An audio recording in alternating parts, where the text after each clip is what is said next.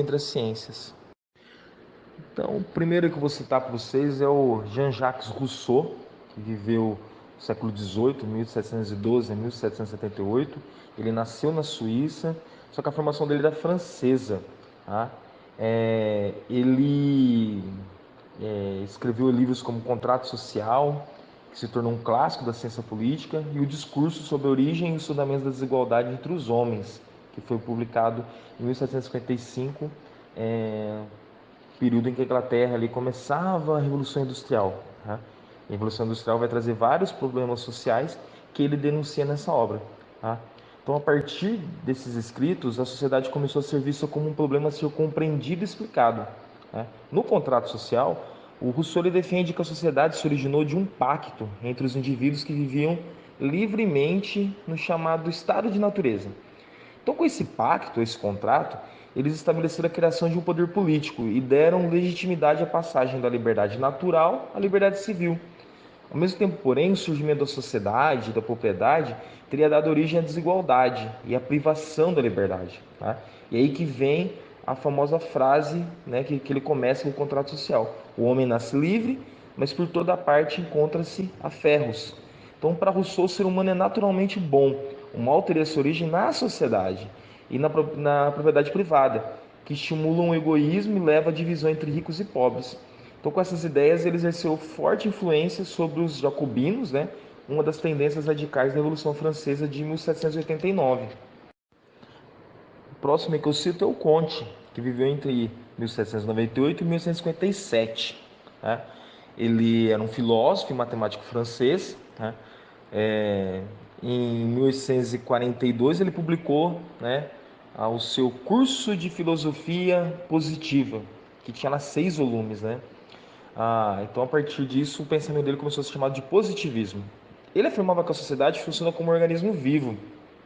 Nesse organismo, cada parte tem uma função específica, contribuindo para o equilíbrio do todo. Segundo ele, ao longo da história, a sociedade tem passado por 3 grandes fases: a teológica, a metafísica e a positiva, ou científica. Tá? Então, na primeira, as pessoas recorriam à vontade dos deuses para explicar os fenômenos. Na segunda, com conceitos mais abstratos da natureza, como a natureza. E na terceira seria a sociedade industrial. O conhecimento se dá através da descoberta das leis que determinam os fenômenos. A sua doutrina, o positivismo, exerceu forte influência no Brasil, tá? Tanto é que na bandeira lá nossa lá tem um lema positivista lá da Ordem e Progresso, tá? Ele foi criador do termo sociologia para designar ela aí como ciência que deveria estudar a sociedade. O próximo aí é o Karl Marx, que viveu de 1818 a 1883. Ele foi um filósofo, um cientista social, um economista e um revolucionário alemão. Tá? Ele nasceu na Alemanha, entrou lá para a Universidade de Berlim, tá? Para estudar as ideias do filósofo Hegel. E aí, então em 1843 ele vai para Paris, onde ele conhece o Engels, que vai ser um radical alemão lá, que vai se tornar amigo íntimo dele. Eles vão propor uma nova forma de explicar a história. Eles vão explicar a história através do Manifesto Comunista, né? Que vai ser uma teoria revolucionária aí que o Marx vai ter. Eles colocam que a história é uma luta de classes.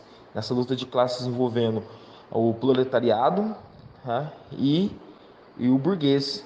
Tá? As ideias dele vão ser aceitas, vão ser seguidas em movimentos sociais pelo mundo todo. Tá? E as ideias deles até hoje geram aí conflitos, geram discussões pelo mundo todo, tá?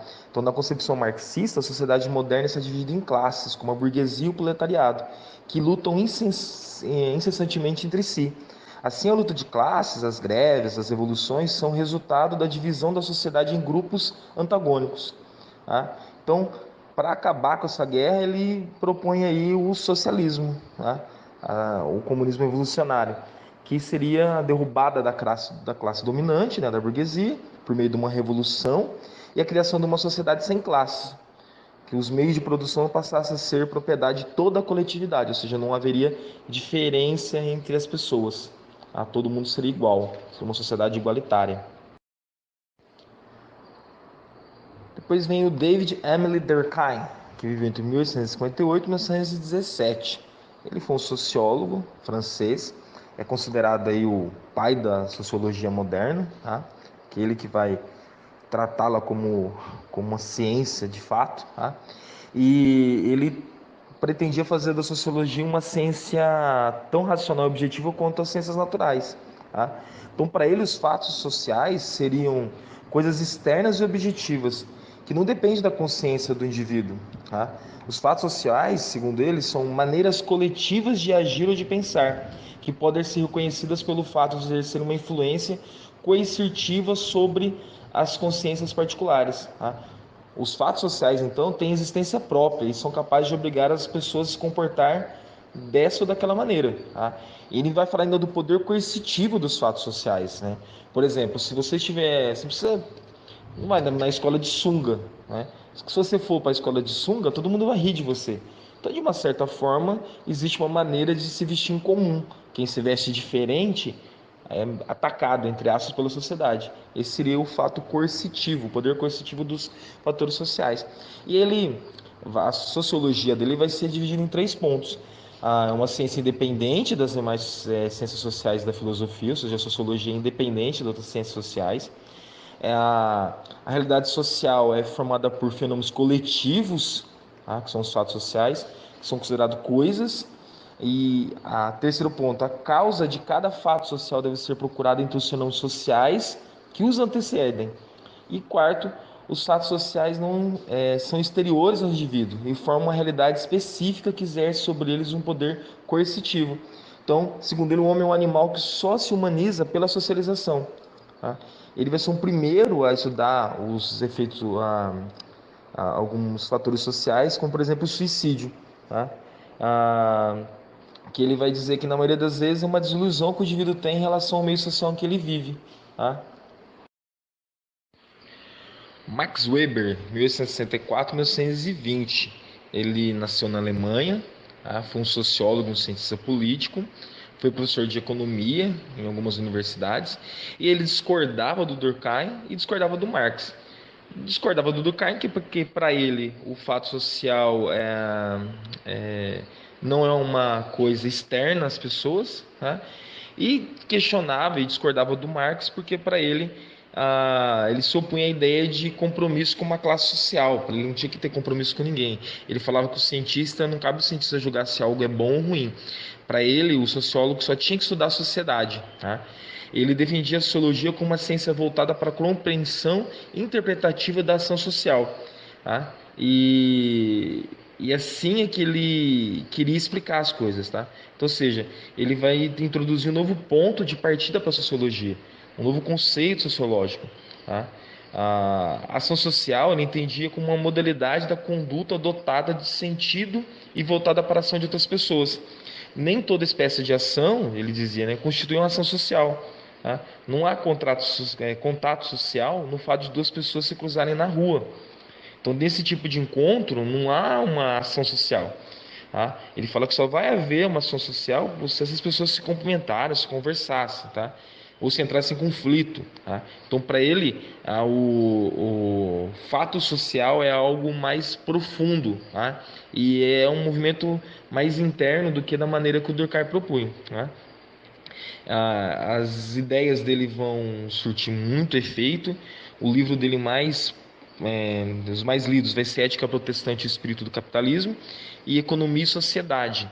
O Ética Protestante e o Espírito do Capitalismo, por exemplo, ele faz uma análise comparando a forma que o protestante lidava com dinheiro, lidava com lucro, e a forma que o católico lidava com dinheiro e com lucro, né?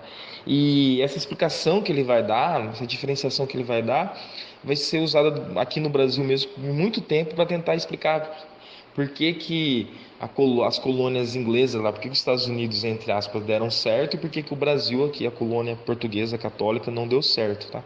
É um autor bem interessante para estar lendo, para estar estudando as obras dele. No decorrer do nosso curso, nós vamos abordar melhor cada um dos autores aí citados e ainda estaremos vendo outros autores, tá? E será possível nós percebemos como que o ser humano se relaciona em sociedade, qual a leitura que cada geração faz do momento histórico em que vive, né? Vai ver que os, teremos sociólogos otimistas com o capitalismo, teremos sociólogos pessimistas com o capitalismo, né? E aí cabe a cada um de nós fazermos aí as leituras necessárias para conseguirmos entender aí a nossa sociedade, conseguirmos aí traçar um futuro mais adequado, um futuro com menos problemas sociais, tá? Agradeço aí por terem assistido essa aula e até a próxima.